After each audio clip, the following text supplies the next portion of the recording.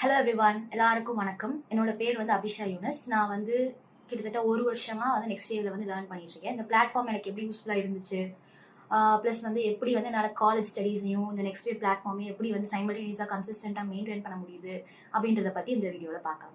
நான் வந்து 12th basically ஒரு பயாலஜி ஸ்டூடெண்ட். அதனால நான் இன்ஜினியரிங் காலேஜ் ஜாயின் பண்ண போறோம் அப்படின்னு தெரிஞ்ச உடனே என்ன பண்றதுன்னு யோசிச்சுட்டு யூடியூப்ல தேடிட்டு இருக்கும்போது தான் எனக்கு நெக்ஸ்ட் இயர் பிளாட்ஃபார்ம் பத்தின இன்ஃபர்மேஷன் தெரிய வந்தது. அதனால தான் நான் ஜாயின் பண்ணேன். நான் எதுக்காக மெயினாக ஜாயின் பண்ணேன் அப்படின்னா, இந்த கோர்சஸ்லாம் நம்ம கற்றுக்கிட்டோம்னா நம்ம காலேஜில் போயிட்டு இன்னும் கோப் அப் பண்ணுறதுக்கு இன்னும் ஈஸியாக இருக்கும் அப்படின்ற ஒரு காரணத்துக்காக தான் நான் ஜாயின் பண்ணேன். ஜாயின் பண்ணிட்டு இப்போ வந்து நான் ஒரு வருஷமா படிச்சுட்டு இருக்கேன். ஸோ இதில் நான் என்னென்ன கற்றுக்கிட்டேன் அப்படின்னா, ஃப்ரண்ட் எண்டில் HTML CSS கற்றுக்கிட்டேன். அதே மாதிரி பேக் எண்டில் இருக்க டேட்டா பேஸில் SQLும் பைத்தான் கோடிங்கும் இப்போ நான் கற்றுட்டு இருக்கேன் ப்ரெசென்ட்டாக.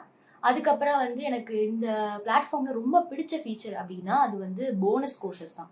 ஏன்னா வந்து எங்கள் காலேஜில் வந்து எக்ஸ்ட்ரா அந்த மாதிரி நடத்தும்போது ஆட்டோமேட்டிக்காக போயிட்டு நான் வேற எங்கேயும் சர்ச் பண்ணாமல் இங்கே இருக்கிற கோர்சஸ் என்னால் ஈஸியாக ஆக்சஸ் பண்ண முடியுது. ப்ளஸ் நல்லா நடத்துகிறாங்க, எனக்கு வந்து ரொம்ப ஈஸியாக புரியுது. அது மட்டும் இல்லாமல் இந்த கோடிங் ஸ்னிப்பெட்ஸ்ன்னு சொல்லிட்டு ஒரு ஃபீச்சர் இந்த அவங்க பிளாட்ஃபார்மில் இருக்கும்.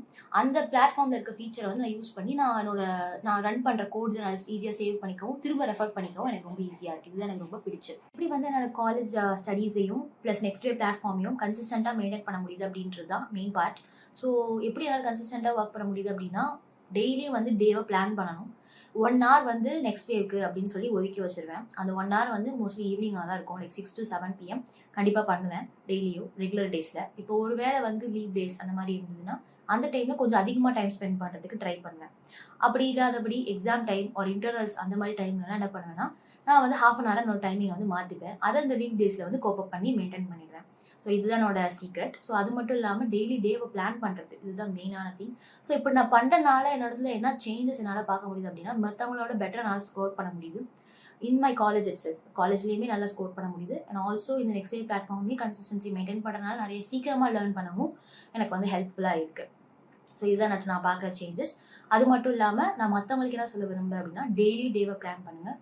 டெய்லி வந்து எப்படியாவது ஏதாவது ஒரு டைமிங்கில் ஈவன் அட்லீஸ்ட் 1 hour பார்க்க முடியலன்னா ½ an hour ஆகுது டெய்லி பார்க்குற அந்த பழக்கத்துக்கு வரணும். அதுதான் சொல்லுவேன். ஸோ இதுதான் நான் வந்து உங்களுக்கு ஷேர் பண்ண நினச்ச ஃபியூ பாயிண்ட்ஸ். இது எல்லாருக்கும் யூஸ்ஃபுல்லாக இருக்கும்னு நினைக்கிறேன். நீங்களும் ஃபாலோ பண்ணுங்கள். உங்களுக்கு தெரிஞ்சவங்களுக்கும் இதை சென்ட் பண்ணுங்கள். So let them also be benefited. And thank you next way for this wonderful opportunity.